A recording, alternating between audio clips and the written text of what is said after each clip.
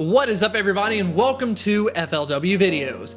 In a previous episode, I talked about the fact that I want to focus a little bit more on research tasks in Pokemon Go, and we officially have a new set for the month of May and June of 2019. We do have quite a bit of a shakeup. We've got a new shiny variant available, as well as talking about some new post-evolution Pokemon, and something you definitely want to focus on in preparation of the Blaziken Community Day, specifically for the fact that we do have a ×3 catch bonus, so you are going to want to stack them, but we will definitely be talking about it in the video. So if you do enjoy this type of content, if it is helpful, make sure to hit that like button and subscribe.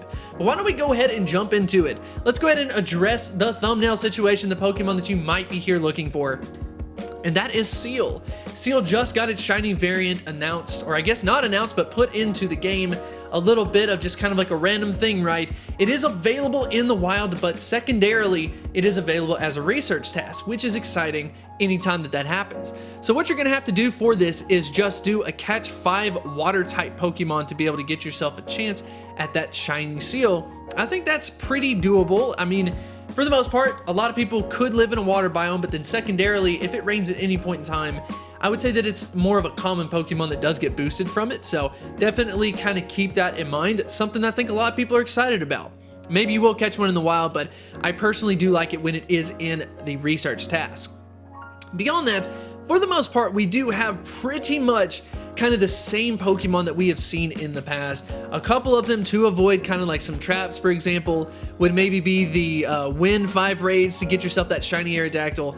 I don't know if that's worth it unless you can do yourself some type of raid train. And then there's kind of like some classic ones, you know, just like the typical shinies that you may want to do. Maybe something like battle in a gym. I think that this is a pretty cool one because you have a chance to get yourself a shiny Mankey, a shiny Makuhita, and then secondarily, you have the chance to get yourself the shiny Machop in this case, which is important because in the past, Machop was available on both of them, Makuhita not included. Now we've got a little bit more diversity. But beyond just talking about the shiny variations, yes, we've seen quite a bit of that. Something that I wanted to point out to you that I think is highly valuable is post-evolution Pokemon. Now, for those of you out there who have not seen like some of my past videos, and you might be wondering like, well, why does that matter so much? Well, if you don't know this, if there is a second line of an evolution, it's worth 300 Stardust per catch. And then if you had like a 3-line evolution Pokemon, maybe like a Venusaur, it would be worth 500 Stardust. But we have something known as the Blaziken Community Day coming up, where it is ×3 catch Stardust. So for any Pokemon that we can get out of these research tasks that's worth 300 Stardust, on that day, you would actually get it for 900 Stardust, and that is without a star piece. With a star piece, it would be worth 1,350 in that case. So something that you would definitely want to stack up in your research stack. You can stack up to 100 Pokemon at this point in time. All you have to do is go ahead and click on it, and then once the Pokemon pulls up, just click the run button and it will go to the top, and you can stack up to 100 of them. So definitely keep that in mind if you do want to stack that and have that ready for the Blaziken Community Day. But what Pokemon do we need to focus on? Well, coincidentally enough, we actually have all of them stacked on top of each other. There are 3 that I've kind of taken a look at that I think are very interesting choices, and more importantly, are very easy to replicate. First things first, we've got Weeping Bell using 5 berries to help catch Pokemon. That's very easy to do. You can use any berry you want.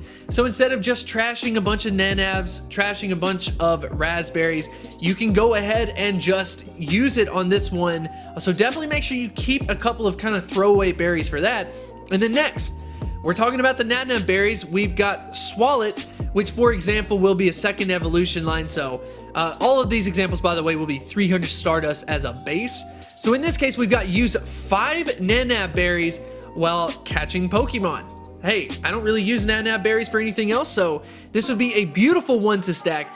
And then the next one that we have to take a look at is using 10 Pineapple berries while catching Pokemon to get a Loudred, a middle evolution Pokemon worth 300 Stardust. Look, I'm good with that. We've seen some much more like difficult ones, for example, like a Starmie, where you have to catch like kind of certain types. In that case, you can't always dictate it, but in this case, because they are all associated to berries, you can really control this. That is something that is in your wheelhouse as long as you can just kind of get these tasks. I would highly recommend you to stack those Pokemon like what we talked about before, and you can get some major Stardust. But anyways, I hope you did enjoy this video. I hope it is helpful. Hopefully you're excited about completing some research tasks. I'm personally on a journey to try to complete more than what I've really done in the past. I think it's something I've kind of neglected, so something that I do want to start covering in the future, be more consistent about it so that I can kind of stay up to date on it. I can stay on top of it, and then of course I can pass the tips off to you. But if you did enjoy this video, make sure to hit that like button and subscribe, and I will see you next time. I wanted to extend a huge thank you to the supporters over at Patreon. You definitely make this possible, and I 100% appreciate this support. If you are interested in supporting my channel on Patreon, definitely feel free to check out the link in the description.